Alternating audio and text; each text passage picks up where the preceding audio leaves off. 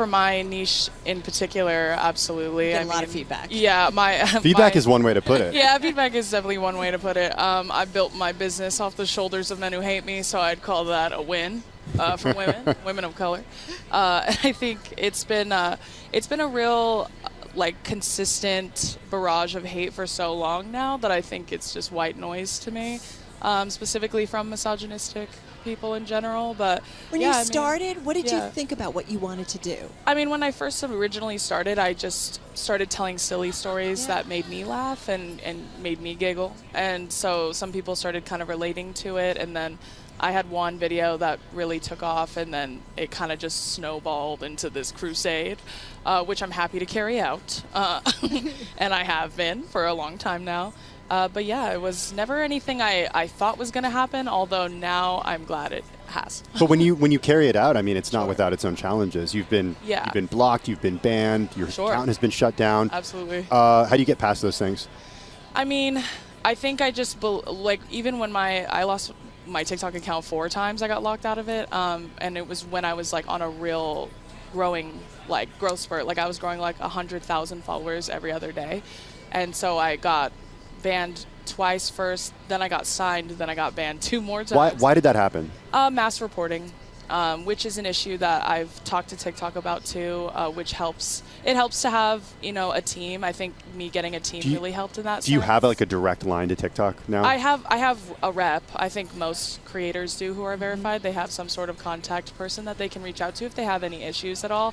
And once I got my contact person, I think it really kind of helped. Also, getting verified helps too.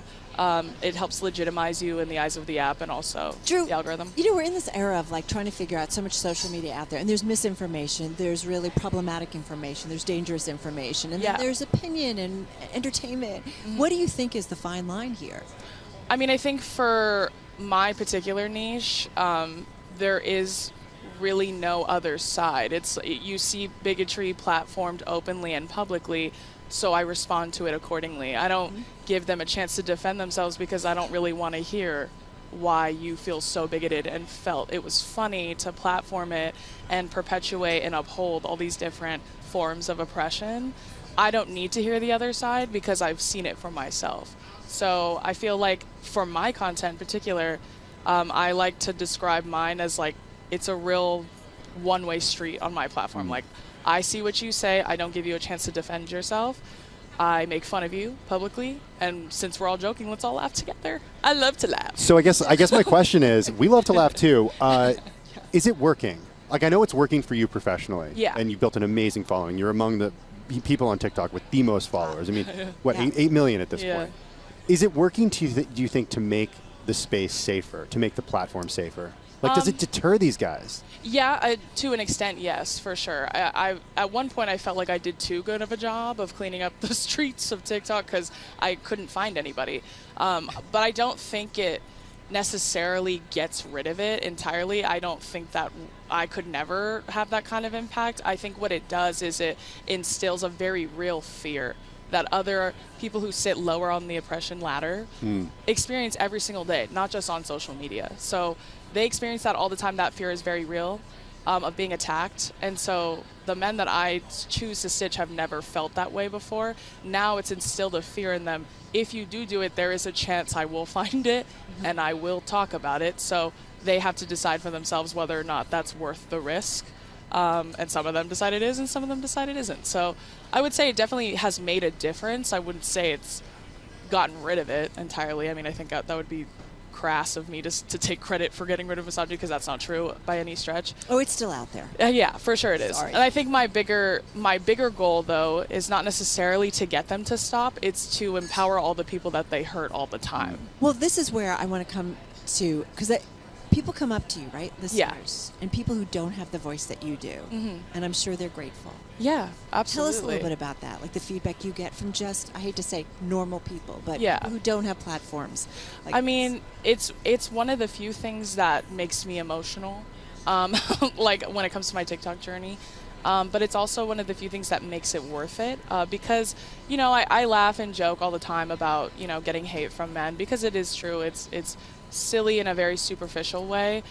But in a very real way, there's a very real danger that has come with me doing this for a living. Like, it's posed a very real threat to me and my family. You're talking about security. Yeah, overall. Because, Yeah. you know, when bigots are bigots, they get so angry that sometimes they want to kill you because they see your content. So it has posed a very real threat to me and my family in a lot of ways. I've taken extensive precautions and measures to protect myself and my family, but it is a risk I had to make peace with. So, you know, when I hear testimonies from people who have used my content in a very real way, like they've put it into their lives in a way that has made a huge difference for them, it makes it worth it. I like hold those kinds of stories so dearly when I feel like I can't do it anymore, because it does get really hard at certain points, dealing with the very specific niche that I find myself in.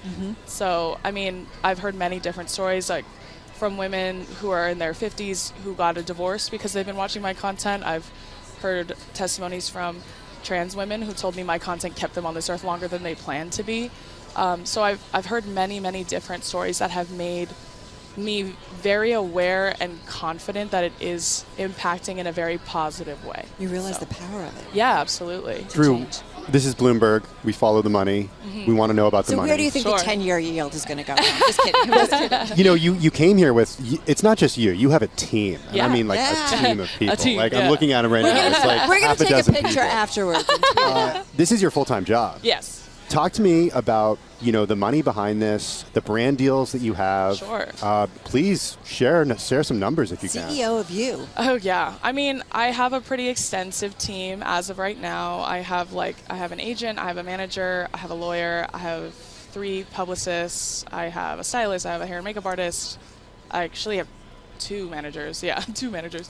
And you know, the list goes on. I have lots of I work with people at Spotify. I work with people on my book. I've very expansive team, which I think it takes a village, right, to run something like this. I could never do any, even half of the things I have done just by myself. So I'm very grateful for a team. But yeah, I'm very lucky to have worked with many different brands that I admire. But a team is expensive. Yes, yeah, for sure. I mean, they're expensive, but it's all about, I think, what's worth it to you, right? So the only way I get bigger opportunity is by hiring experts, and I'm not too proud to admit that I don't know everything about this business. So, yeah, I mean, sorry.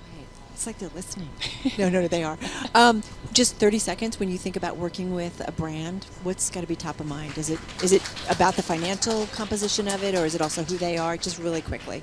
I mean, I think finances play a huge role for sure. Obviously, I'm a business, and I have to remember that we're a business. But at the same time, I think as long as their ethos matches mine and they understand my platform and agree with it and feel empowered by it or feel like it needs to be spread even larger, I think that's really all I focus on.